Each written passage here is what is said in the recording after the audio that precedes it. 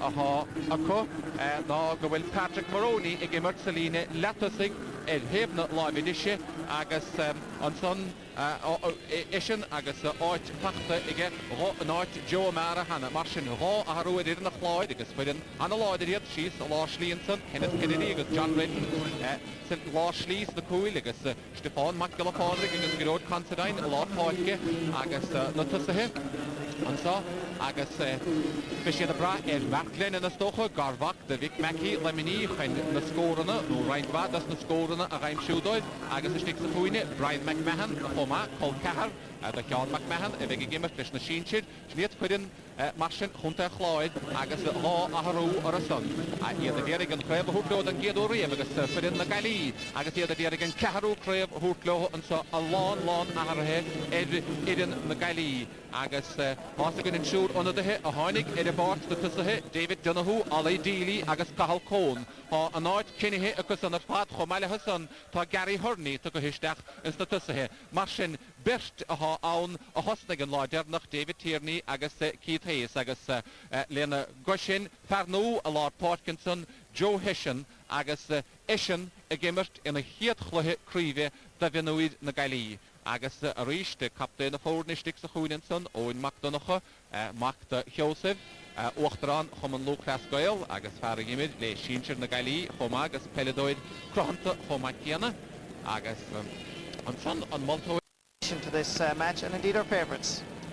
Gramagat Marty agus mar sin an dá idansa bís chuin an chluhiise a bhuachtant agus né an sanagad David Tierney duine an nest go bhfuil áid cinnithe an nest na dusathe agus seachuin Uachtarán is Joseph McDonagh Uachtarán chum an Lucas Gael agus a bhean teigi agus chomá an tá daspont bhíonmuid ó Clóbháin éirlug chum an Lucas Gael tí teachtamach antá a bháin go Croke agus ó fáid staiúil don Uachtarán Joseph McDonagh agus tá bhean teigi gur bé a Maxúd an son óín ón McDonagh captain na fórne agus cad é mar lá den dúra go súd.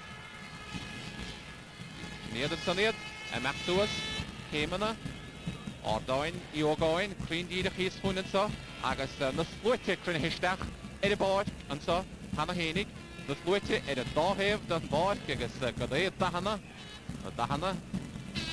áid go Croke go hol dahach ansa a láthar na huide agus na buit séide sa roií an roií láidir ó chéim na láimhidise isteach I dro agus is allin an raibh fésin an son agus is allin na dachanéad an haiseach is fad leistíir den dámháide ar a dáhéamh de Páirce Croke agus Páirce Croke nach an tíar pó lán riamh agus athá an stahinú ód ar aus is fad chun na himara ansa agus Unta chláid, well, iadr iadr staideach rathú a gátaí.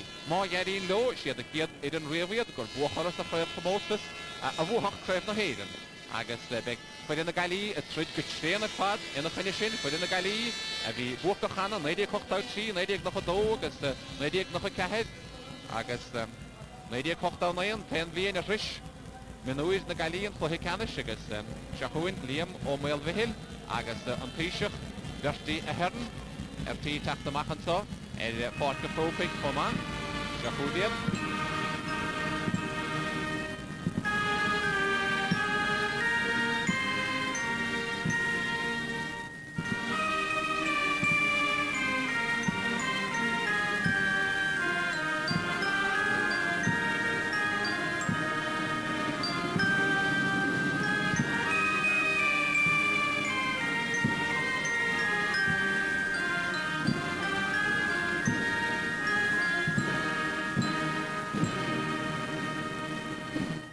Chunta chláidead son heb na láimhidise agus an bainisteúid an son bhí hánach leo Kevin Kennedy agus a bhacsúd Kenneth Kennedy an lánfólaí ige chunta chláid mac an bainisteúra agus na gailí an sa bhile an báid agus fóch na go sédíad á chosna go son ag immert an maid na gaíthe an sa sa chéad le agus banna ceúil wachalí á dain RT on Porke Hagen to so, agus can draw wheel in ish, but for tools, leis an clohe, canish, minuid, Fayab na Hayden, agus ish, leis an loch bacaíochta, Hannah Hainig, or the atmosphere of Fad and so, Eidan Lawmoor, can I have na bech?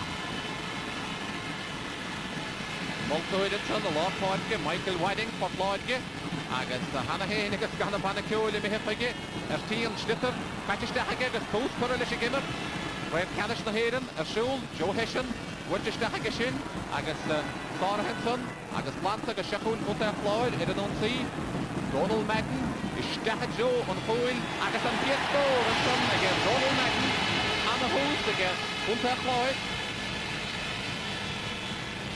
Colleen, Einshehe and son, again, Lantasach, agus Besiana Hospice Pagdashin, Paravik Shahariste, a Machtastach, agus of Skutterson, Wet Anna Yas, Harish Dasnana, Gebeshi Ogarish, Penimera, of Lienchahuin, agus the Paras Goralon, it's the Nilachlohe, Iran, Callinan, Wet to Mahagashin, Harish Lord the Poitke, agus Shahuin and Lantasach, Keith Hayes, Shelivik Titit, Chantiga Keith, the Divalega, Colleen again Keith, the four next for Harish, Hannah Hayes, Colleen again, Lantasach, on Dahil.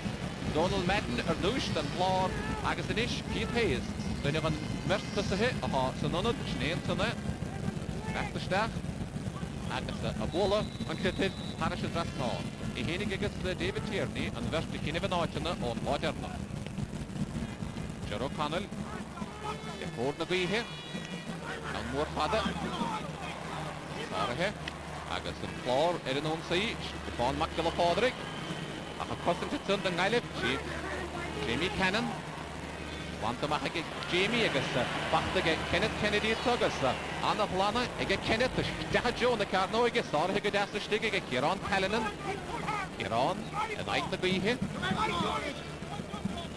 Augusta Puckschlasser, Evegown, the Hunter Floyd, August, Stefan Fitzpatrick, Niha, a han Multoid, and Moyer, and accounts of Haverstaff, Atra, August Shahuin. On the Valiv, Eden on sea. What to start, Panatalon and Son, get David Donahu. The person to stick, Danny Duggan, Callahan's Mills, Dollar PJ O'Connell, the captain mark, against the Talish Dianta of Danny, and the shoot at about Maronodi, a 9 kill Penny, and out Paul Collins, against the Art Kinnihige, against Shapun Danny Nish, by Puxair Hogan, a Henning. Aunanada, Joe the Carnoige. Agus Puxair amach the Hossentoidi na Galí Counson Hossenta Gama Stigenson again. Dermot Cloonan on Lawn Foley. Dermot Darno Mac the Tam agus Jarlath Uncle agus Jaharda Eugene. Count Ma agus Fakta Glote at Pats and Iron Son again. David Jonahun Carafoy the Cool on Piet Hole the Hooker Nashiad. The Flohilla Canish. Dechel Ashley, I kept the Maharish, Kenneth Kennedy, Arana Lloyded, Lawn Foley, Agus Willie, John Lloyded, Wittiger, William Lawn Foley, Edda Willie, Dermot Cloonan, Panatevline, Agus the Puckschlasser, Evegown, the Hunter Floyd. Sino Mati, Emehessa Flohe, Colino and Dave, Agus, chance to get Hunter Floyd on Gounser. Stefan Fitzpatrick and Padlor Poitke.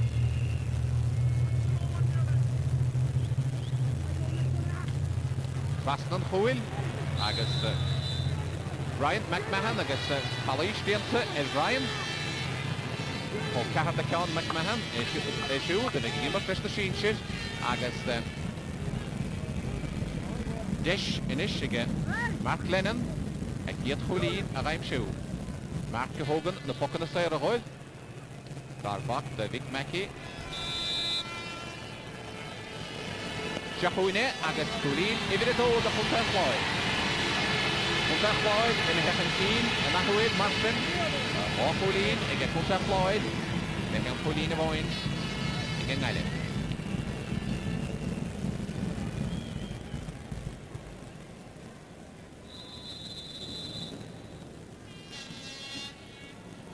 Kieran Callanan, os Goldner Midi, Mortiche Guidi, Michigimert Marlon Holy Leo Suda, Egimert the Hole, Lena Hunte.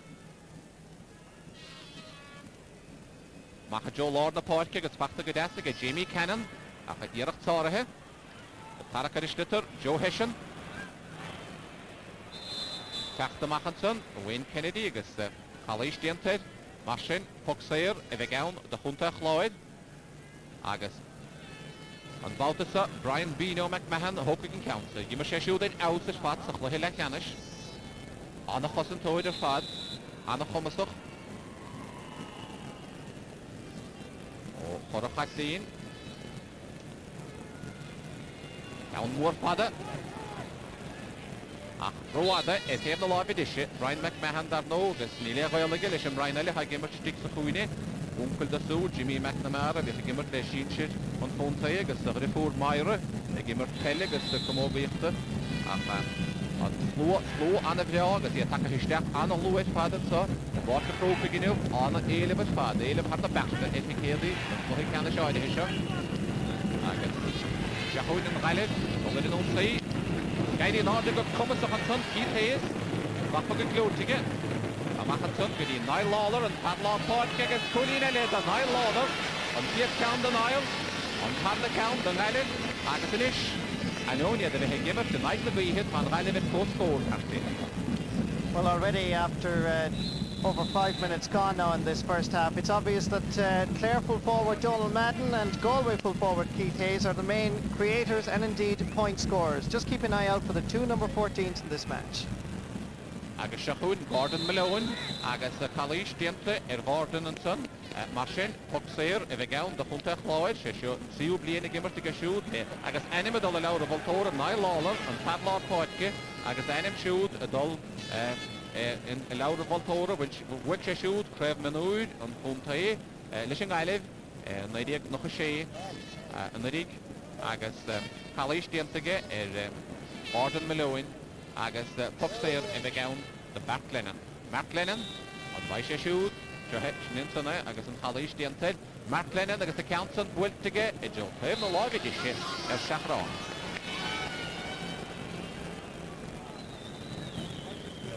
Ana sé siúd ar y bort mar an oeddi yn aig Cobradorn agus dimmer sé naig einsam agus an aig Cynnig agus fe sé óhint a rís an imara an gleintse chwyn. Gymryd y stig na chwyn sé hógan na ffocan a Clare a hwyl ac sé chwyn yn eich Geron Callanan.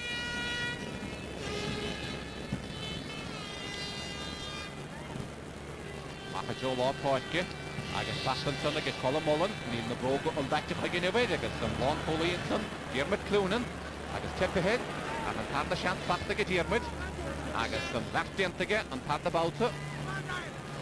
Bachta Stachanson, Colin Mullen is Stacha Joe an Chwyl agus Colin Ele agus Colin Mullen yn son da chwnta chláid. Mastin bys e sonsta gymain y sin agus Celadwyd drohansa an farsa choma. Leisio Rhystigyn, yn Achta Stachanson, agus y bôl yn tytyd, idir na chwyli, haris y drasnon, yn Celadwyd drohansa choma, agus Celig i'r rawd.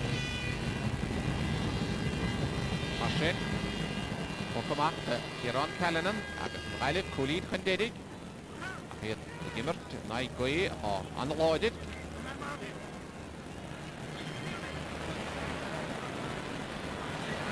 Mhailib, Acta di onsi, hwgfedr ystach am Machanson, David Tierney ystach gyda David Donahue roada efo lofig Clare, Parish yn líne Siachrán. David, a hoenig yn y bod, mar on y ddi, mar a hoenig Ali Dealey agos Cahal Cohn, Lwhila Canis agos a náid Cynnig yn Joe Ruckerson agos Gary Hurney, an parel eich atac yn stach yn sy'n Marsin, cede ahrw o nid yn y hosnig, sy'n Lwhila Canis yn sy'n o mae'n Joe Hession, yn gymryd gyda Lwhila Grifio o lor ffordd gyda'n nailin. Agos i'r diolch am gymach o ohor na hwydi, yn gymryd yn laeth na gwy, agos siachol David Tierney, mech na stach, a gymryd yn y hatlas. Gwyltig y David, roada, yn gymryd o lor i chdi. Dishfach yn son cwrymw i David. One thing that we have to keep emphasising, particularly in this first half, unless it changes, is the influence of the wind at the Hall. It is favouring Clare in the first half, and I was in both dressing rooms just before the game started, and both were emphasising the wind to the teams. So Clare will be anxious to score a lot more in this first half. Marsin ní mna sásta bheith siad beidir na fuil ach cholína bháin ar spáide chiad idir an saí a láthar na huide agus an council for agus glóte ar is bheith ná an sun ag an radlá páirte geród Considine le chunta chláid agus anna cholín aimse ag roiid Marsin cinnig cholíní inis ag chunta chláid dúbad scóranna leis an gáile nach níl anna cholín ar spáide agus seachúna ríiste geród Considine an radlá páirte a bhólan clitir agus a bhóla go má tar a bheith ógóhin a ríis man immer a bléad se chuún agus gimir Martin, Sean agus Teddy úncalí le siúl heile chun de chlás na seachtalí ach se chun David Tierney ar an nachat slasta le dóhile do ngaile Stefan Joe an cúnin son mar a bhfuil cahal cón a córap agus pok pebline a bheith gawn do ngaile agus ar an gur bé Joe Hessian a hoping an counsa an padlá póirce gimir yn aig na gwyhe as mod yn líne si fedd ar diag ond loch môr Joe Hessian agus gwylti go host agus star hige the content Patrick gael môr fada yn clor ochr i'r nwnsi a ffatig a Jamie Cannon a hocotyn gyma Chap the Machanson yn gael Gordon Malone Gordon Malone a chef rŵ agus Poxeir e bheith gawn dyn gael Lastig da lot póirce agus Stephen Morgan par a bwyd chícín da cholíní sa chlohile canis agus befuid cholín yn bwa cholín all yn yr fad agus chwdfedders chief hyd yma chod y chwl hen agus fahi hol i'r dywele bain ystod na ffórne ach siachwne Becca Joe na Carnoige agus plantamach i Joe an Pevline Marsin, Puck Schlapse, e bheith gawn don ngaile agus Joe Hessian a hopig yn count sa ríist.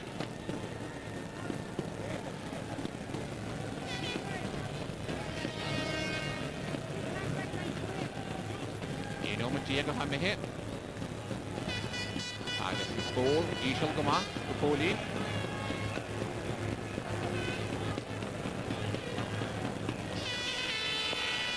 Joe Hessian, wynt ag o hol yn ag Joe Dacha Joe na Carnoige agus Puck Sayer e bheith gawn no Puck Cwgfedar agus Chief hyd Puck Cwgfedar agus Chief hyd feidir se e bheith gawn don ngaile Marsin Cwramach ag dyn agos na cos yn coedi agus Tabla Poitke Joe Hessian pan e count sa Hogans No bit ni he sé Stephen Morgan a hopig yn count sa Stephen Morgan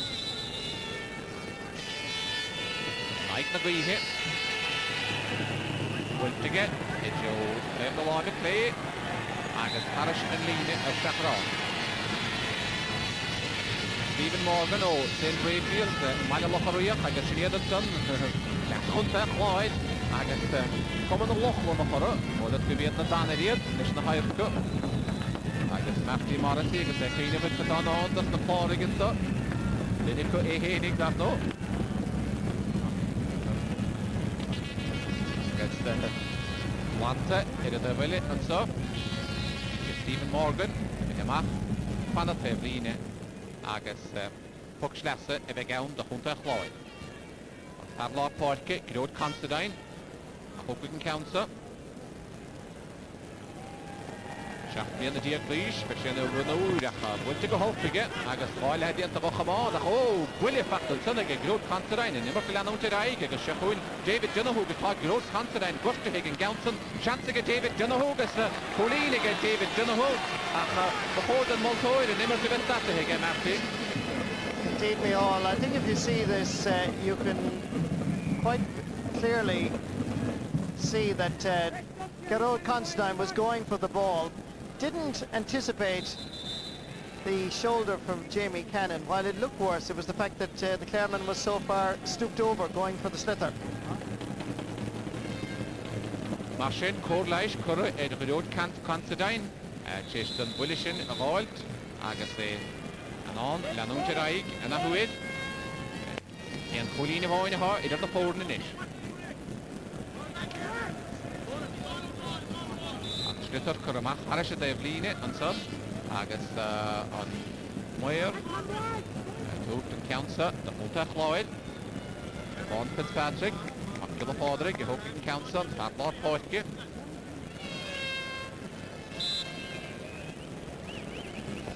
Over down no Garnig. With the Stachel Ashley,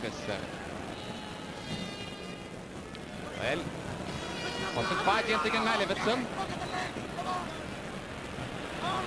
Agus se heb Brian Bino McMahon, agus anna ceann ó Brian Bino, ordaíoch do Steach John Cole. Agus glána Steach agus Cole an the Huntach Lloyd. Cole the Huntach Lloyd, an lán sac, Golo Magus is dóir mar haimse go Council. Brian Bino, bhfuil Steach, agus Steach a Joe an Cole, agus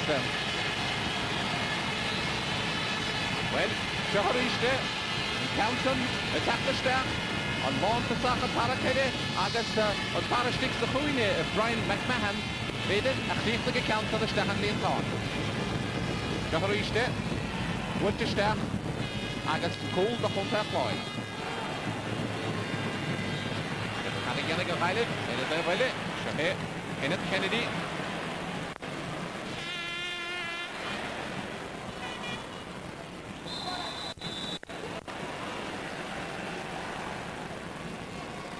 That will undoubtedly be a Brian McMahon goal, because Brian McMahon, the wing back from Newmarket and Fergus, was the person who retrieved the situation when Clare allowed Galway to hassle them to lose possession, send the ball in long, and great opportunity by the other Brian McMahon from Kilmaley. Marsin, Turashin, Mishnach Doivigus, Kulin Elefos, and son, Einschehe, again, Huntach Lloyd, and Tuxer, and son, Croke, again, John Redden. Agus for a green deed of Harris dras ná again. Marsin, Turishin, Mishnach agus Blaga das na Clarig, the which the Mechan Keen after no ton Royal Lloyded.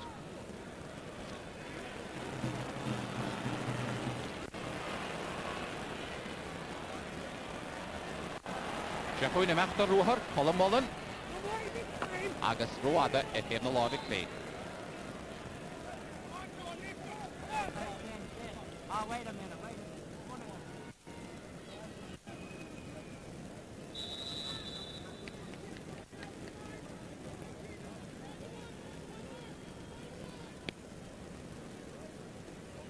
Kieran Callanan, a Joe Lord Portke, agus Shahe, Jamie Cannon, Callish Dinter Jamie, agus Puxair the Nile. Stephen Morgan, agus the direct tactor Ash the Chlohe, initially reached. An hour, the Jill Fairnell Lava Clay. Axton Immer, Tigus. One Tomach and Son again, Danny Duggan. Billy Gerode Considine. I got Gordon Malone in it, Sheriff Titter, Yap Zarahe. Jack the Gowder, John Redden. Roy Sholton, na Clarach, a lot na Huidi.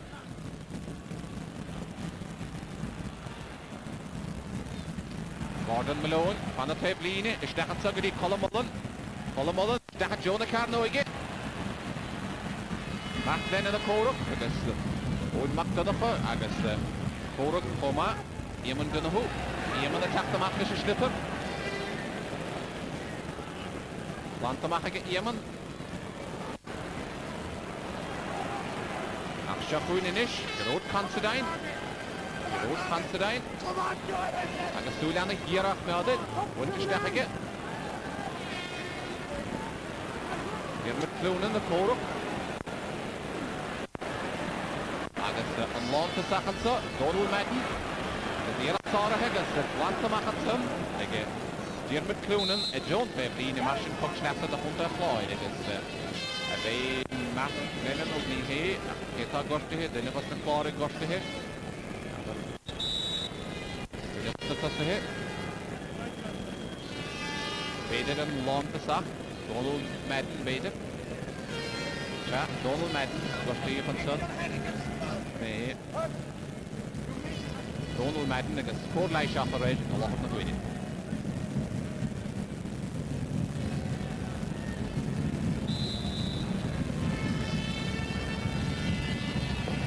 Marsin, Ryan Vino McMahon, Hogg Council, Puck Pebline. Wilting a hall in again.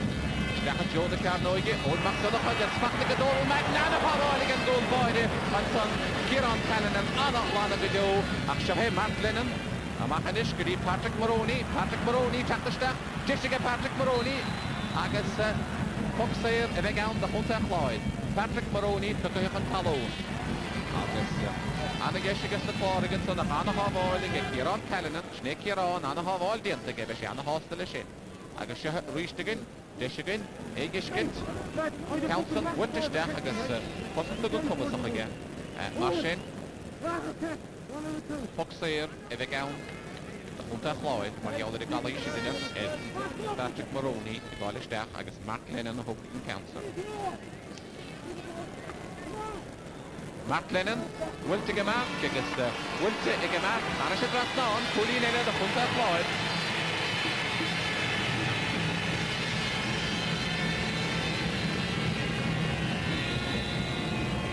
Marsin, Hena Shag and Clare, Chicorini and I live against Fihinomati and Mehemarti.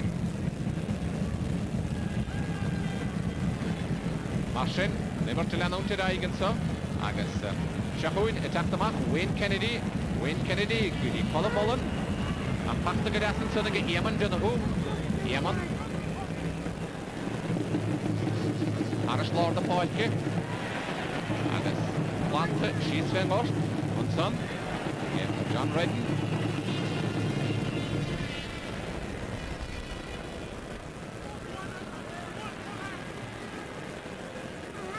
Anna, please good. It is all up. And it's a net in way. Puck there of all does the flooring. Marsin, Dish against the flooring. Don't need to hear and keen and so. Mark Lynn and the Hooking Council. So hey, Mark. Wilting a mark, agus Colleen Ella Post, again Mark Lennon. The Clare, he gave us the Mahala on the way. Shaq Colleen, Forest Boydico. Agus the Michigan Fihinomati in the remaining.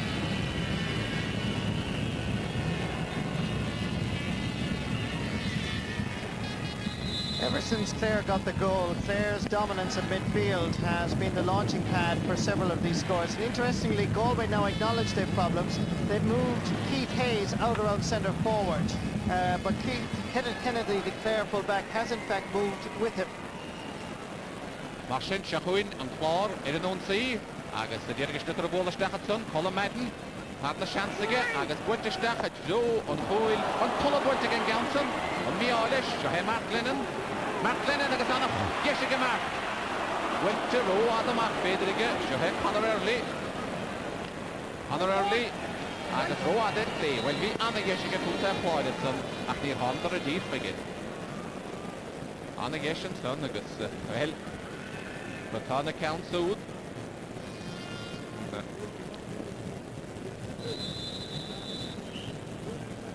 Marsin, come on, let's the Kieran Callanan.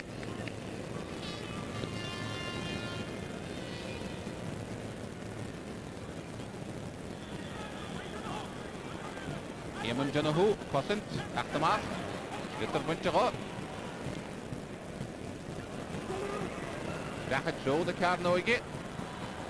Agus Shachran. Marsin, Patrick Maroney, will he count the staff? Well, he had Puck together against Chief hit about. Then you're on the Cosintoi, Paramahi, Padimahi, Kaiga. Marsin, Deshele, Ege Mark Lennon, a Thomas score all of the spawn to it, so it's a Lohic Hanish.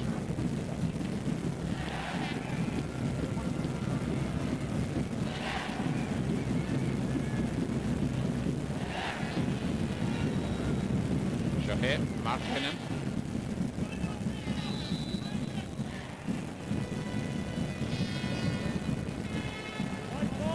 Mark Gahar, that throw other in him the log edition. Marsin, on Garda Kiana at Dragoni. Agus.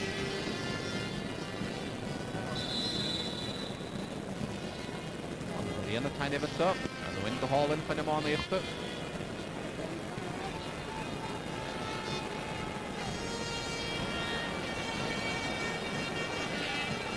Connor Conor Lane schlitter Punchego agus Tarak Hedson Joe Hession and Tarak schlitter den Island Custom the Hunter Floor Danny Duggan all Yahankish Ali Deely Danny Duggan Ali Deely all Yahankish Gahavan Ahmed Pad Shahi Ali Deely Nish Machtashta for Sheshu Pool Park the Pohela Canish Nado Shete again Molto Edison agus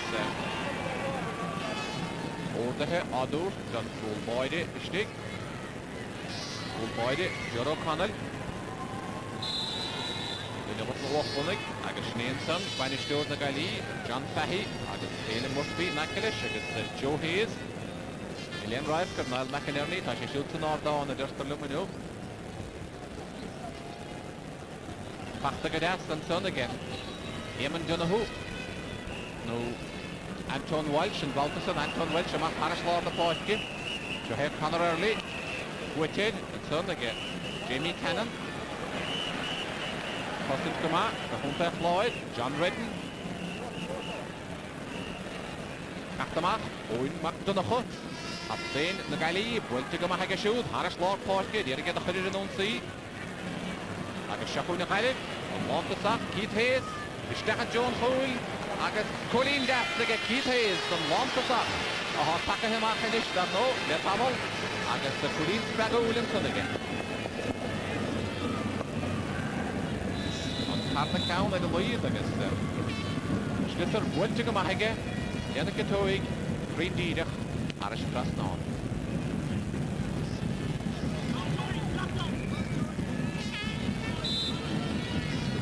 Buckstatter, Walter Voinelle.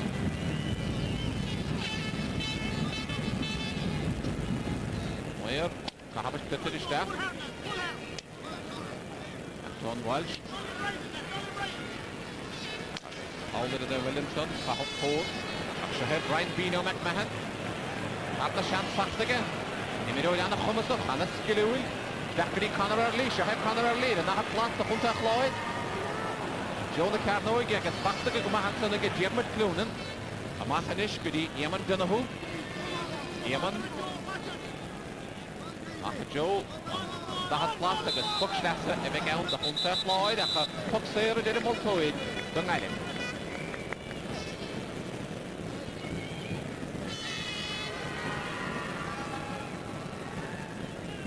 Ashrin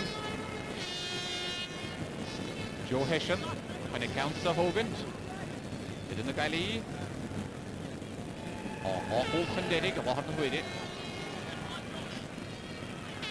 Ryan Bino McMahon, the Harishte, Paranana Moul, and the Broig. Jump on the Florig, Machter in Unsea, and Padlar Portke, get out Constantine. It is the free, it have the law of Clare, in a rebel. There's Shahara. Marshin. Garda Kiana, Atragoni, Agashin. En weg, all on the twillet, the Lehama.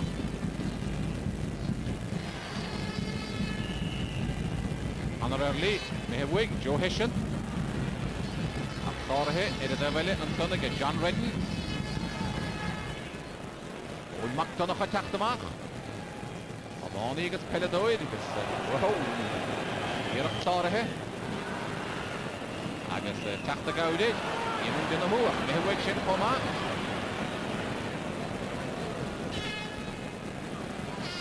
En of Tibbers, de Gart, het is schitterend zonnig, Patrick Moroni. Shahe, Geron Callanan. En een team Floyd. En Pachter gedacht zonnig, John Redden. Hier Counson, Walter Roma, hier op Lahore. En Pachter, en Niall Lawler, en here we go back. En Shahe, Conor Early. Wayne Kennedy-nish, chancing Wayne. Mark Lennon, and a handsome mark against Colleen at Sun again, Mark Lennon, and Seo Colleen again, Mark Lennon. And a shin Congress of the Lehama.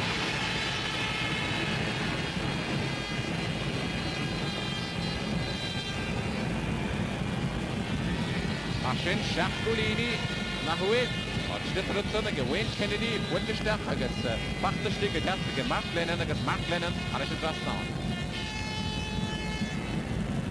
Norman the Boyne.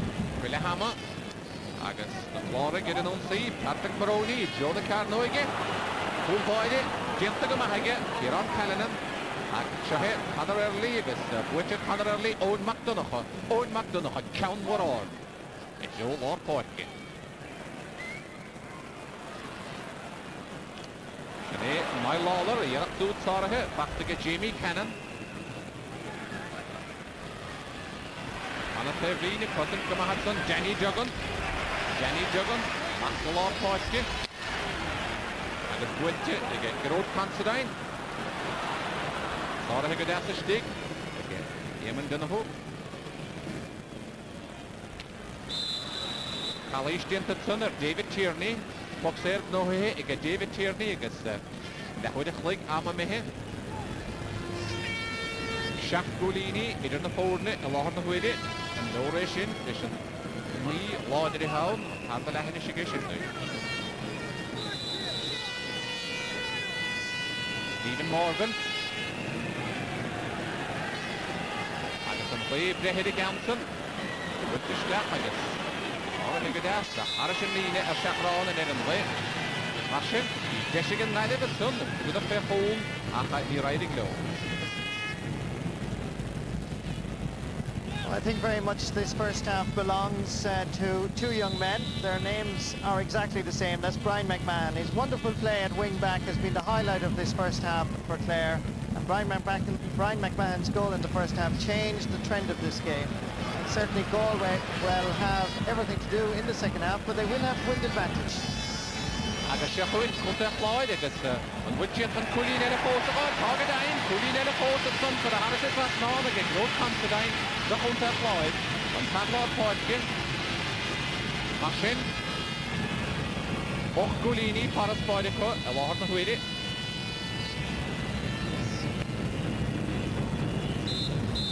Agus an Oak Sheet, again, Multnoid and so, Lehama, the Vodka Trophy. Agus para bhí Matthew Raw, the Lord, Lydianov, again Riley, the Pamela, agus Kunta Floyd, Pankeen, Helen Moye, Leonard Carrot.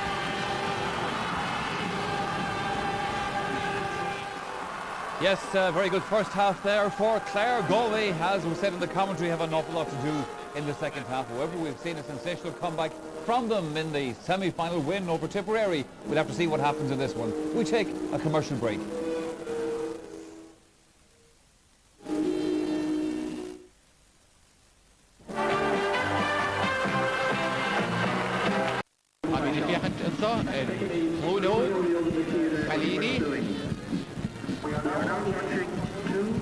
Agus Law and the Hoftach, good shooter.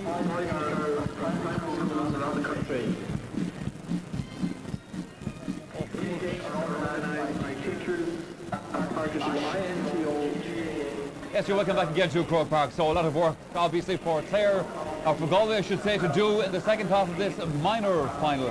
Cyril Farrell and Tomas McGahey have been watching that with me. Cyril, it started off even enough, but once the goal went in for Clare, after that they certainly took over in this one. They're in the driving seat.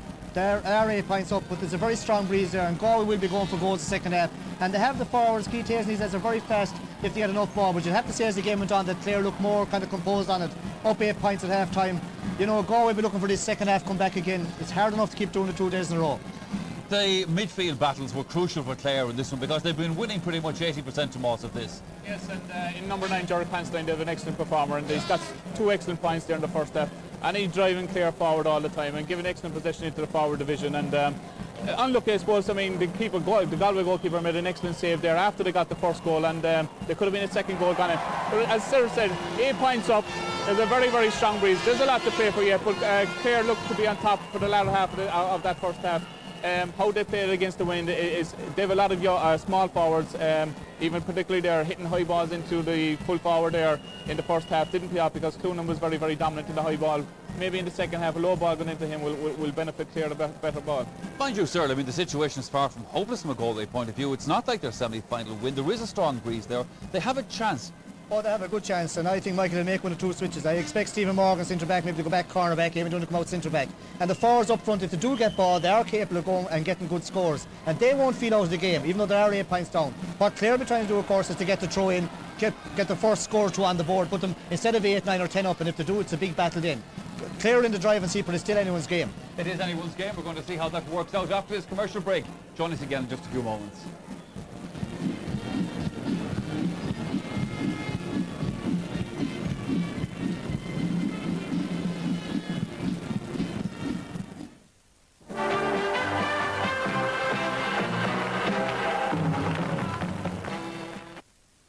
Each Kellogg's Rice Krispie is carbohydrate crammed.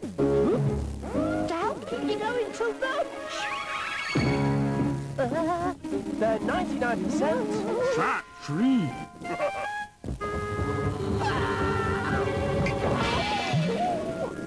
So even this little exercise Is good for you. Kellogg's Rice Krispies. Much more than snap. Crackle. From Mercs to Minis, Ferrari to Ford, Car Buyer's Guide out now. Ireland's premier car magazine for new and used cars. Whatever you're into, we'll help you get into it. I'm the President of the United States.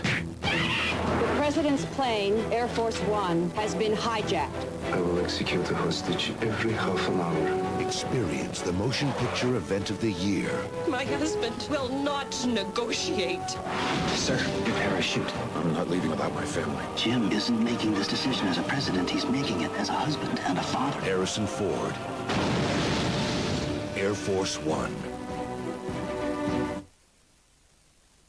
Light, fresh, Nivea Visage moisturizing fluid feels great on my face. It's oil-free and easily absorbed. A cool, gentle sensation that softens and refreshes my skin, and I love it. Nivea Visage oil-free moisturizing fluid. The lighter, fresher feeling. Laser card is easier than writing a check, and it cuts down on the need to carry cash. Waltz through your day with Laser, the better way to pay. Let's aim for the Krispies. Ready. Slip them some fun with Kellogg's Rice Krispies. Have you looked into the post office lately? Pay 2 or 3 bills at a go. It's only down the road. It costs me nothing. I found out all about their tax-free savings. Sure, I always get the lottery tickets there. My letter gets priority. And you can even check that it's arrived. It's tempting, so I usually put some of it straight into a savings account. And then there's phone cards. For more services and better service, look for the Service Plus sign at your post office. How could we make twirl with all those lovely twirls and folds of delicious Cadbury's chocolate even better? We couldn't, so we made it bigger. 20% bigger. 20% bigger twirl from Cadbury. Give it to them.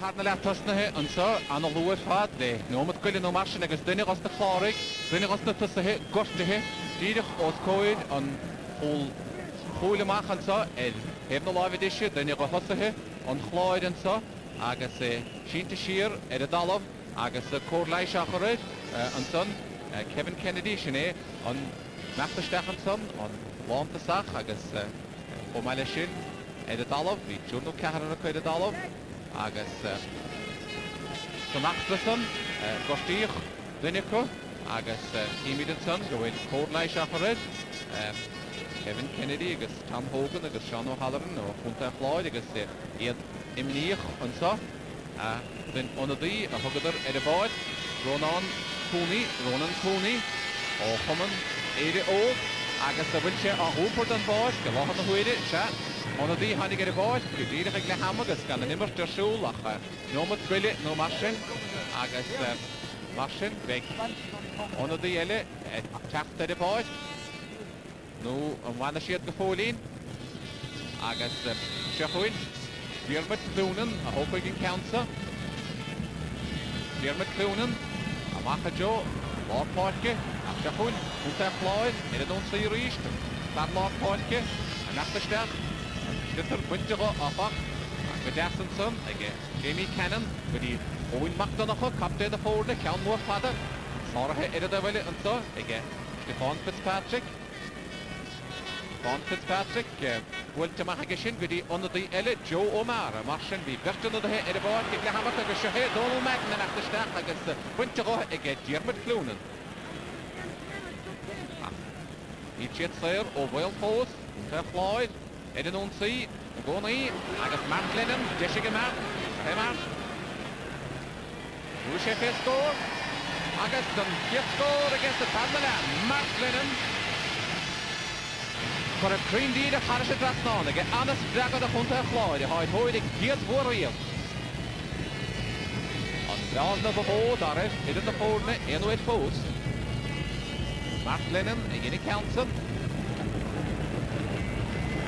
Fortuskoma, Edda Velleroy, John Redden, Irish ball the pocket. Martin. Kusma, for the Geshik in Blog, the Shatadala. Agus. Shahuin, Bob Schlaffer, Stefan Fitzpatrick, Von Makula Fodrick, Krasnan Wist. Joe Mara Rahman, I guess, Grode Considine, Shaheg Grode Considine. Anton Welch, Young Island, Nick I guess Jamie Cannon, I guess David Tierney, Stachanson, Gudi Cahal Cohn, Shaheg Cahal, Erik Schliechrahu Wahen, I guess, Stoppahick Glotige Wayne Kennedy, Anna Juanige Wayne, Hogracht and Devline. Wachtige Joe Hession. Winter Stachel Ashley. Agus. Anna Walton there again. John Redden. Anna Hoyden. That comes up.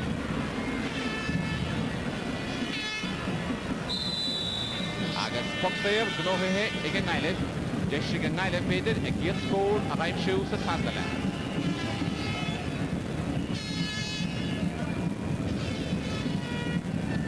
Agus.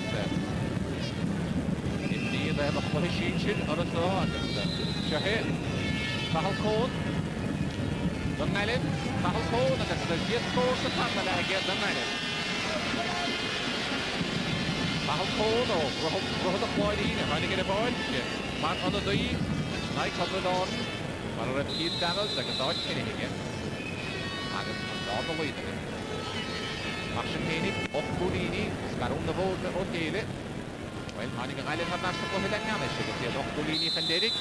Then on the field, get it. Chapon Kunta Floyd. Like the other get warrior. I went to Mark and brought them in. I got John Redden, captain of Ford, and he counts the Hogan to it. Crave Kunta, family and a Svihiga. They must say they're caused to Lanine. We should have the inner Homa. Chapon in the ship. One the Astic. That Joe the cat no again. Bachtige Anton Welch stig, Agat Kalish dieter, Anton Welch, Martin Foxer den Island. Den er en jure image, så på det a hemmere en lig, en $900 på det, en pallet men den er ho, Gary Hurling, Anton Welch, og var han høyde fra Korlai Schaffer en Onel Mann, om til Floyd. Dalov, og det godt til hisse hod, Desiree Taktrøster, Giskent, Stittar og Tooling til Stiggen. Det må det karne også en lappa for en artige. Agus efterslag. Agus en kaskel overvis. Marsen. Geran Callanan. Det får det bli. Gemeilig til Karmela. Agus Kalish Diente og sånn Jamie Cannon. Marsen. Foxer ved gaun den Island. Agus Carl Cohn attack the map and he counts the Hogan to reach them. Corner be here. Sheffield score it. Good weather against Chief hit.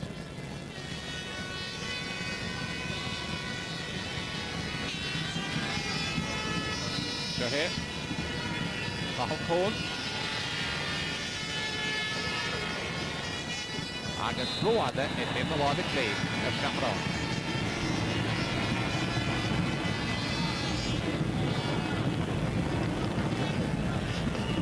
Diep gejaagd met Kemid Aharhe. Agus agus Shahé, Wolford an Maud, so. Ronan Cooney, he's Pushkit, agus Joe Mara in a board Carno, so Carmelat O'Hin.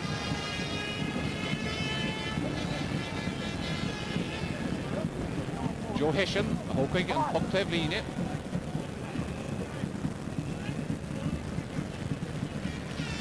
Dungailiv, we didn't go in Kahi could have it. Okbulini Hederic against the Dr. Ash was Doctor Keen and the other shed in the way.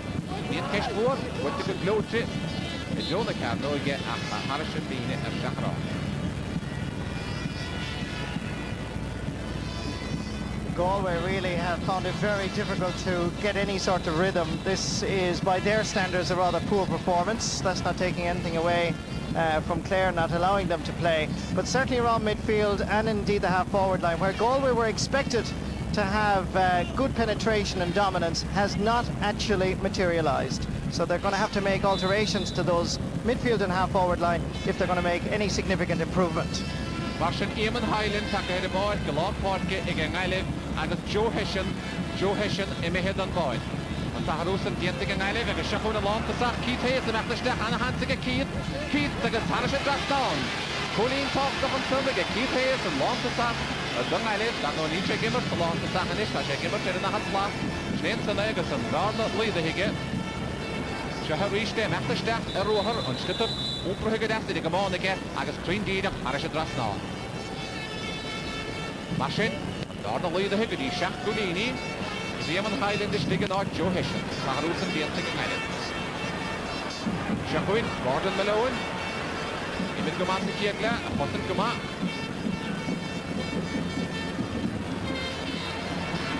Back to Howell and Son again, Jimmy Cannon, Irak Zara Hapa, agus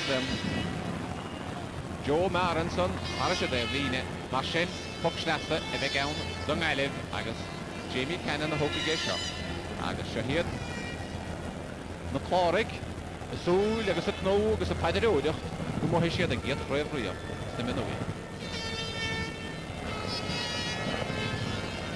Jamie Cannon, that is a Wallace Jehoy Geshin. Counter, and Mehima Harrisha Devline, agus Puckschnaffe, a reach the Iliv. Agus the Jamie. Which did the Bafton to the get, or minus Stewart and the Gali. John Fahey.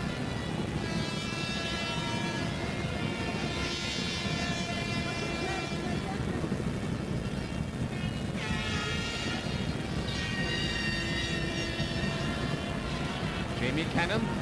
With the Stachige. Keith Hayes the Croke. And Schlitter and the Hellevige. Winter off.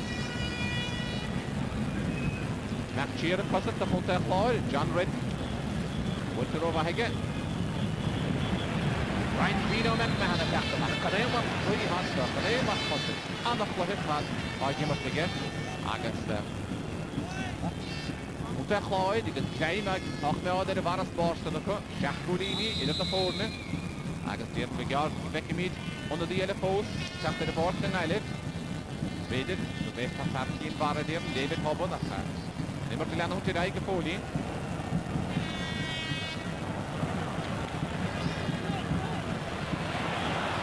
Sjafon komt echt Lloyd, ik heb chancele. Wordt je sterk gedacht op zo'n Patrick Maroney. Dish me have week. Yemen Janaho. En one and to the master man. Ein Vino McMahon. On more father. Macht gedacht op zo'n Mark Lennon. Dirk Schlieg aan de heen. Agus Dirk Stitter wint Dawson. Yemen Highland. Sjafon de Clare. Weg met Joe, helemaal uit de shit. Harris en Linen en Shafra. Ashin, je hebt het al over, en Balderson, dus je laat maar paardje, groot kansen zijn. Het is de free, roade, en helemaal uit de shit. Ashin Hennig. Hou me snel nou les. We gaan om het even pakken dan nou, nachtdame, als je goed kahel koos. Amaris, Brian Vino McMahon. Off positive pad. Sorry Gadas against Stephen Morgan. And Shaquin. On Fitzpatrick, Stefan Fitzpatrick. Gaumedy, the Joel, and the Lobby Clay. Punta Chlóid ábhaín bheag seachrás tá na mar sin hénig tá na deisina ágrahúga.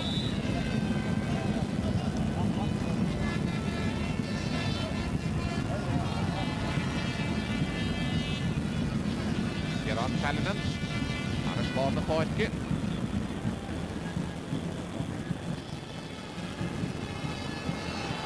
Jachuin deisina éman dyna hw rwan éman o afid eisiau. Deis wat o'r olaf gyda mŵn son i gynnaid.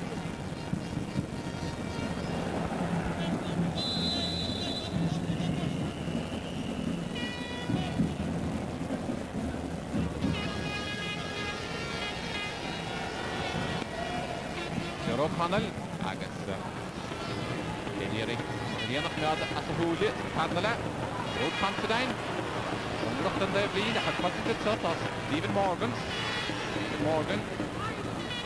O'r ystod tras na gyda'n mon holi Diarmid Cloonan Celmwr fad y weg siwd agus wel bwrw gyda'r dy posin coed i agos lytys o hyn son agus styr y cacht yma y dro yn pef blin agos yr yma bahol ffôn David Donahue. Joe Tebna live edition. Asham Hain, Cousin Tugama. Wantama. Joe and Tebline. Jamie Cannon. Number Gabriel, women is Tapola, Nish, a lot of the way. Bahal Code. Machan sugadi Ali Dili agus accountant para Irish Raston agus finish lead awful it in the post. Nish Helligan is in the Ishkit and Snitton Winterman and Conan Sugadi Ali Dili agus Ali Dili 3D of Irish Raston. Mashin awful it in the post a lot of the way. Agus John Fahid Eric Jagahooton I live a lot on the Huidi. Shaquin, Punta Chlóid. Joe Mara, Gustin Schlitter, down the Highway Gaffa.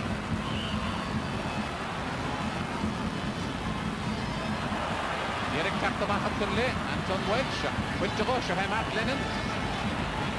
Matt Lennon, the Richard Eric Stiegen at the head. Winter Steffen, Nimmer, David Stracker, Factory, Stigeman, all the hot players, and Lloyd.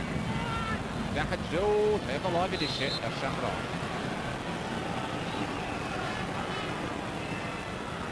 Galway by no means are out of this match, and certainly the changes that they've made have given them a bit more depth and a bit more dominance around those areas that they were having problems in, and they're taking their points very wisely, Mihal. Martin, Maradin Martin, Wahid and Hawk down the Mago Naga, Shahud, Brian Pino McMahon, left the Himmler, and they are much like a Heimer and Gesha. Dechan son Joe Mara, agus Donald Madden, Shahid Owen McDonough, Captain Gali, Dalia the Queen, Cora the Buchten, no, agus John Redden, Captain and Floyd, Oma, editor Willie.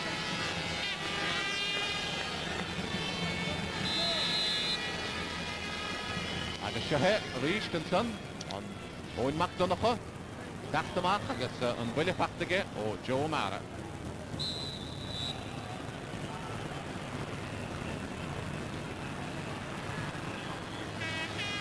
Puxtair, the Punta Chlóid, agus sin leisli nish chi de tarnala, or hawful rana it in the folding.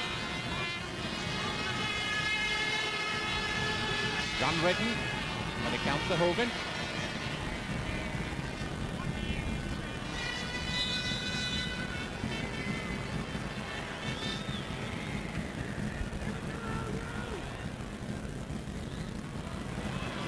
John Redden, Raston Food and Son, agus will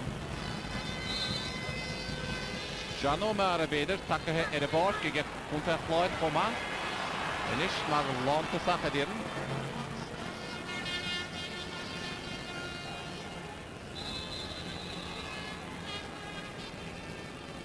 That John O'Mara, every Pehe and Takahe Edabord, get Punta Chlóid.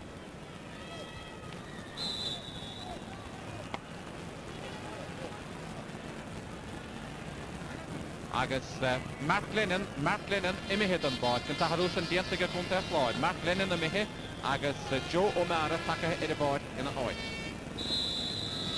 Puck's there to chunta fláid, John Redden hoping it counts up.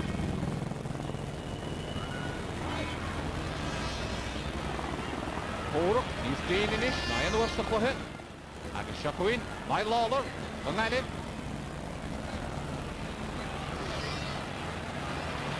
Ein bín ó ríist agus sun sy'n ar da bwil.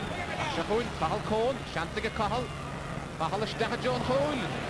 Joel y Carnoig agus Norhig yn efterstig y Gerog Hanel. Wel, fi Lanyesh yn sun ag David Dunahu, dan eir o Flesh, ach nir eidig. Mar sy'n hyn, Puck stafsa efo gawn yng Ngailis. Agus, Eamon Dunahu a hwg i count.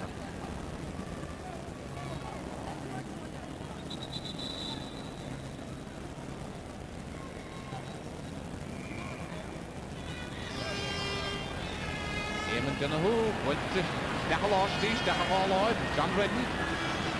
Connor Early, yng Ngailis.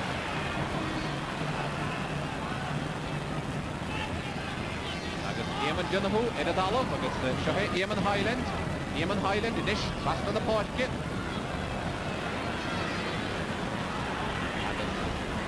Wat nog een shadow, maar de rook is een hele coole hoida. Nee, hij heeft de contact nooit. Shahe Stefan, makkelijk padre. Wat is dat? En ik is het Joe Allen, Mike Joe scored. Joe Mahishal aan de Hawaii, de stikken heel avoidance van against Joe O'Connell. Get Kieran Callan in the kip to Camarad. Kieran Callan and Hannah Hall on the part. Joe Mara, Shahuin. Reached Ryan McCannon, Ransaman. Agus the Pantanish again, Eamon Dunahu. Eamon Dunahu attacked the mark.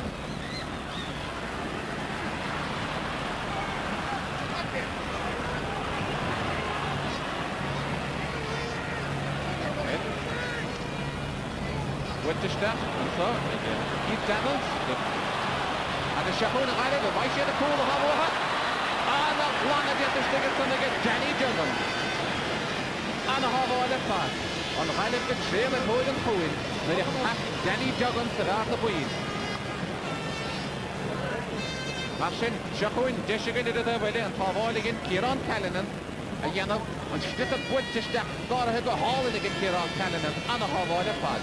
Agus editá lábhéilinn Danny Duggan an a posin ta chunta chláid. Ach, Puck séir a ann, agus búrig a chaile, seans go dúra siad fé chól. A giad á chól chundédi. Agus golóir áirithe dianta tu. Agus Shahuin, Stephen Morgan, dúra sé fé chól a diant.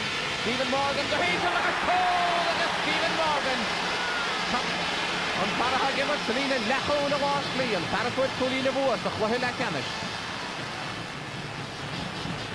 Agus Shahariste, Stephen Morgan, a Cromashias, went to Hall in a Padaga, Ishtahan Linton.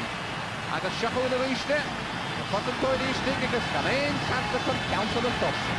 Martin, Hall of Oin, Idder the Fosne, Kadema, Kliha Hanandon, Kevo Hegefahessa. Well, now the nation post. Shahu in the Tot, John Regan, the Stahajona Carnoige, agus Fakta the Clotistig, a Dearmot Clunan. Nodig het komt van Anna's Bragga den Eilen. Anna in een hoor, dit hem contact in hier. Ze heeft de handen van. Ze heeft goed in de klooi, die heeft gegeven kan reven wachten. Eamon Highland, wachten toen ik het den Eilen, because the puck sailed no way. Eamon Highland. It's a funny old game, Micheál, because Kieran Callanan certainly saved Galway, and from that resulting save, Galway went on and scored a goal they badly needed. Agus Shahuin yn hael efo yn series, le stach Joe na Carnoige. Digyn mi avoid it. Agus factor eist yn son ag Danny Duggan. Agus bwynt yma, Harish y ddeflini ag Danny Duggan. Asyn tren i'r achdi, tren leger. Siarwn si a Ianaf yn Ishigan.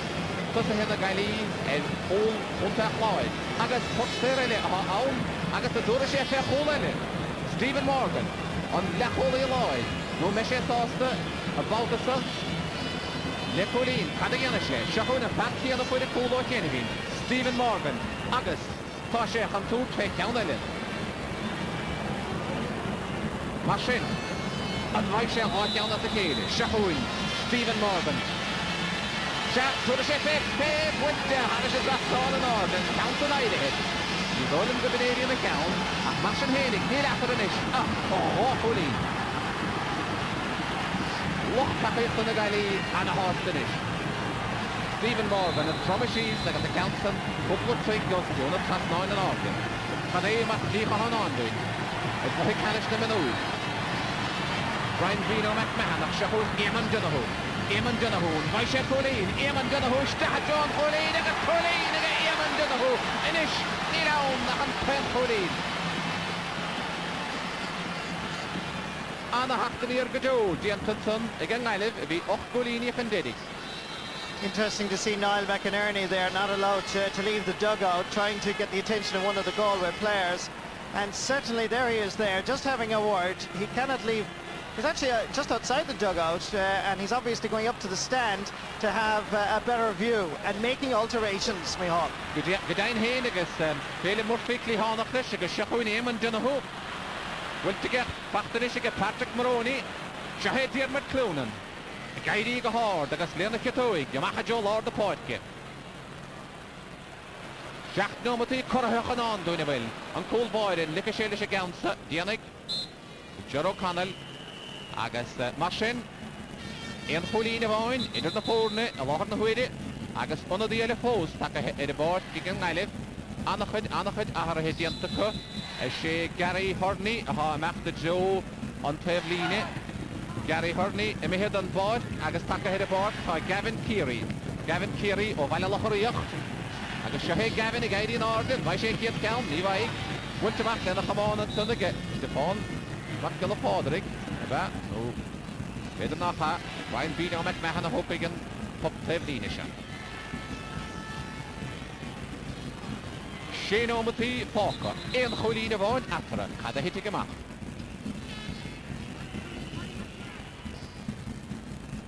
Hoort na bhí higan Ngailif agus cáileara an teachtar eis na nómatí dearnacha.Únta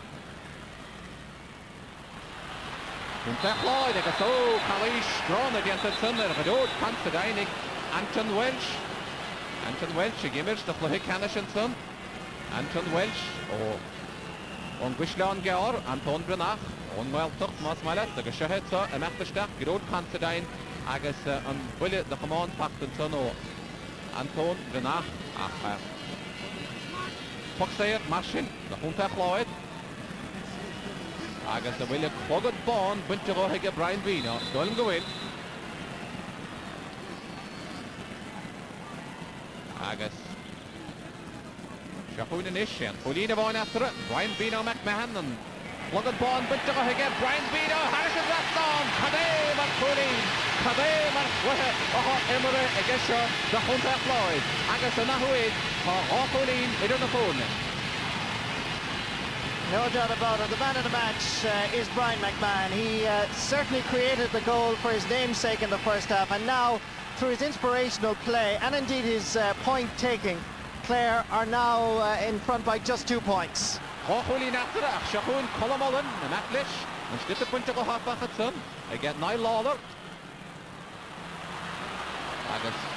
Shahwin, a machterstach on Tunadinton, Gavin Keary, Yerachtud Sarahil, back to Nishiga, the Pawn Makilla Fodrick, Keith Hayes, Lon Holy, Nantiga Keith Hayes, a hot shoot team politic, as a Steph Marian Shashin, a Machdeshka forward, Keith Hayes on the Luatown, on the Luat Video, a Stadion Ho, that can be all less in Eden Way, Shasha could say him, and Janet Viole, Keith Hayes. Agus. And certainly, Mihal, if we praise Brian McMahon, I think Keith Hayes is one of the best players on view as well. And he's switching, if Galway were good enough to leave him at full forward, I think he's a player of tremendous potential and great heart. Niall McInerney, Howlandson, agus gan sticks the fluish, Hige, Mascot Lua. Imni Loch na Huide, Martin Heinig, Nilaun nach Rocholi. Agus Shahun Rish, Stephen Morgan, Pargovilana Willige, and near the share at the council of Harris Drasnon. Well, for Shana Hulin Gado, Hulin on Hua, Sohila Canish, Agus the Temple of Night Shamach, on a full hand, Hood Vedrigas Chief ahead, Shahun in the shed. Well, to get Dechad John Hole. Out of the free road came the Lord of Clay. On me on focusing this Stephen Morgan. Agus gan Páca, Chino Mati Páca. Kunta Floyd, Edirik, Giat Buastarul River when Tamakatsa. Edirik Coran Skilla aid in the Buchtan and Gidu River. Agus on Ralev, and Hoyle, and Gaharu Count. Ochulin, it is the Poland, Agus an after staff, Giro Considine. Giro, Agus Palish gets the get. It did a Montoy. Michael Whiting, Niantin, what the fifth of the Galway, like Kinnan Bonfora. Shahoin, Stephen Morgan, can it count the Hogan? Dishel was shown on the high level, but it don't think. Count the Wallace, that Jonah Carnoigan, no Bede Harris. On a Willigajo, Road, and have a lot of play. And the Reach, Bishop, Cheeky at the Kaler, Shakron again Island.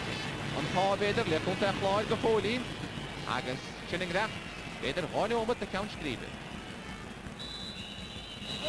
I think it's only now, actually, that the Clare goalkeeper, Tara O'Connell, has gotten the knack of driving the puck out further than the centre field area, because it is a very strong breeze, very noteworthy with the senior game coming up shortly. Martin to the Horan of Oregon, Lee, Eric Lohissa, Martin Hennig, and on the B here, Kunta Floyd, Cotton Janova in the Quinniv, Agus a lot of the Huide, Ochulin, Paras Boydico, Agus Shakuin, my Lawler. My Lawler agus well shin the chancellor or Blackwater ag the Hogan first period a lot of the way that neither will have Kajuwa Hosaka in Numativoin Popper in Numativoin agus the Basil Gahadish Cola Hall at the Council of Boston Achni Neha Hyde of the Hunter Floyd that could be a Hayden Hurricane Cornlo the Gedo Ria like a Shapun Jaro Connell. Well, Kadema teacher now with a quid Hunter Floyd, Dinado Flow, Shapuna Pamela Portish, the form Macula Podrick, Fitzpatrick and Atlish. The attack the Gaudit, Giro Considine, Fastanish, Giri Joe Mara, Agus Yahandashin, Owen McDonough, Captain the Galway, Agus Fastanish, John O'Mara, Yeratsun Saraheg, Diarmid Cloonan, the head Diarmid Cloonan the Cork, Diarmid the Dollar, Lifter again, went to get Diarmid. Lenu mit no Marshall Park for Kurama Harish at the Frine, Agus David Ildrish, the Bear at the Council, Ahabe, Platform Floyd, and Pedemafe, Nime, Diarmid Cloonan Hennig, Martin, Fox after Ahon, the Hunter Floyd, Agus, the Danny Jobbin, Aragin and the Cossin to Fado Jenny Boy, Agus, near the sun here the Fadagus. Well, you're here in the green, I shake a multi, not all the law on the way. A cotton shear to Anton Welsh. And I don't go, the Shing Island, don't see, Gulligan don't see, the way to get it. No. Hunter Floyd, I don't see a lot on the way to John O'Mara. And it's all of it, son. A lot on the way to Gavin Keary Howlett on the Cork. Now don't shake again, multi. I guess, it took the different Lishamark, I can account the harvest after it. Jamie Cannon now, I guess Patrick Maroney after the son. What's the chocolate up? Full body, back them up. Counts the Higgard after Kieran Callanan, Mahajo, Lord the Parker. I guess hard. With a click, Imra Mehin. I guess Shapoon, done that. Heat Daniels from Nashkiri, Yemen Janaho after step. Dish, Warwick, Derek, David Dodd, Alish, get the Yemen Janaho, Paddy and the Shem, Willishan counts the Patrick, Nijanik. As was they know what they push with a flick Imra Mehin. And a Shapoon, Val Cole. Well, Cole the top dog will have. Just Stephen Morgan, the Hogan Pehenig. I didn't chat Stephen like a sale.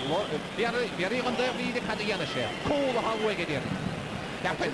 I've just seen a sign from the signal from the sideline, Mihal. They're going to go for a goal here. Martin Shapoon, Stephen Morgan, Pushe Kalmana. I count the right to him up. Master is there, a ball of Gettis in the Hazel. Thought of his taking the other boys. It is flat for basket. Patient the Hunter Floyd. A bit shit and holding it board. On Montoy if you can do it. Hunter Floyd, Hawkwood in thinking. Has a fourth if you can do it. I never tell them today. Since the normal they did the Keith Hayes. Can it count the Hogan?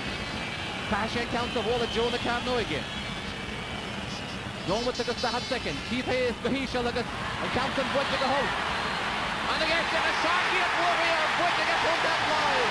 Curry, Manoy, the Hayden, Radiant, Nohashak. Floyd agus iad go Carémach.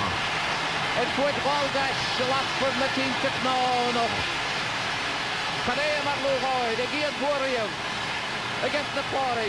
Agus iad ag immert sa chluhid Canish Manúir. Done Padla Baltaríam.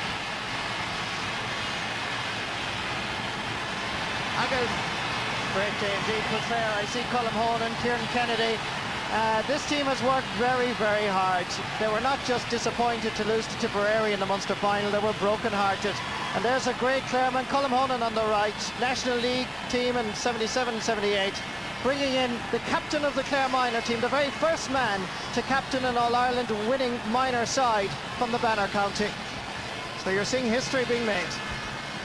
Agus Snéansanna ó Ruthdown ó Garnig, John Redden, captain of Fórne, agus push siúd, Úrín Spagúil sa Ciadla, tap leis an Ísantá, na Céimena, agus PJOD ó chunta chláid a tres lú leis, bara immer leis a gúnta bara a hall Americanis ach sinné, John Redden, agus a lí a dhéanamh tuast an saige, agus na Chláraigh, har bheith tásta, har bheith lógáideach, gohfuil a chréimh, tu go hilópa, don giad uair riamh. Agus Seosamh MacDonagh an son, agus Ardasco Cashel agus Iminig an dochtúid ó Clúbháin tí an Corran a Brunna, agus Seachuin an dochtúid ó Clúbháin. Éirlach an chumin. Croke sa balla agus igéin had lá. Is léir go bhfuin go léir Anthana ber fad as an cléthe braspór túil a chuna pura an seo idir an Clare agus an Galway. This was a very close run final. I would like to congratulate Clare on winning their first minor title ever. Well done.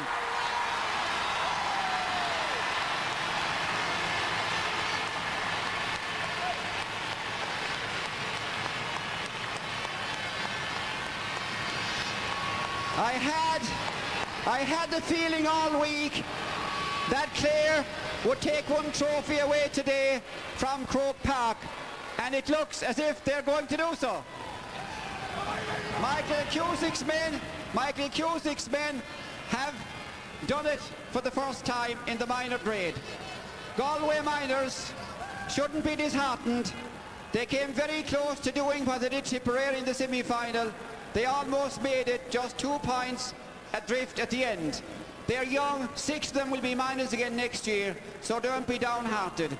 I have no doubt but that when All-Ireland goal appears in 5 years' time on Telefís na Gaeilge, a half a dozen of the young men you saw today will be then playing for their counties and will be the household heroes of the new millennium.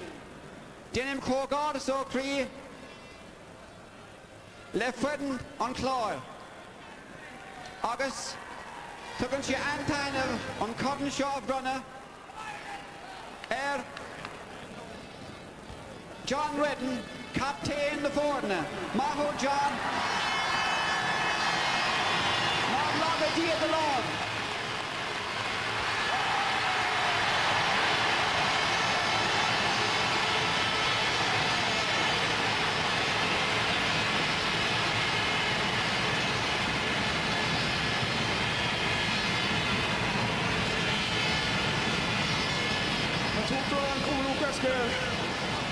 A gwyn ocean, Tás and down on and Corran Shaw Braca, and action, a gwyn de Clare.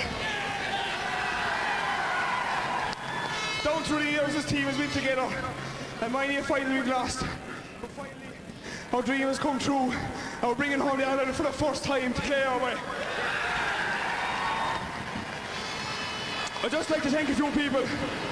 First, I'd like to thank his Penn O'Donnell, our sponsor, for all the gear he sponsors with. Without that, man, we would have got nothing. And I'd like to thank all the selectors they had. Louis McQueen, and I Louis Boy, Colm Honan, Kevin Kennedy, Sean Alden, Tom Morgan, Feather Mac, Doc Quinn, Mick Crowley, and then Nick the man off physio. I I'd like to thank the players as well for the commitment they put out through the year. What they put in, and finally, after almost the final defeat, we have to make it up for it. Finally, I'd just like to wish the Clare team the very best luck in the senior final, and hopefully this will be the first of two Clare today. I'd like to thank Galway for a fine sporting game. Hit him! Hit him! Hit him! Well, I'm sure the GAA president, Joe McDonagh, would have wished he was presenting that cup to his own son, Owen, the captain of the Galway team. However, deserved victory for Clare. What turned out to be a really exciting final. And so then it's John Redden, who of course earlier in the year, as we've been saying, led St. Flannan's College to the Dr. Harty Cup. He has now taken the Irish Press Cup and will be bringing that back to Clare tomorrow afternoon. Will Clare be bringing another major trophy back with them? That is the main issue to be decided here at Croke Park today. We'll be discussing that after our commercial break.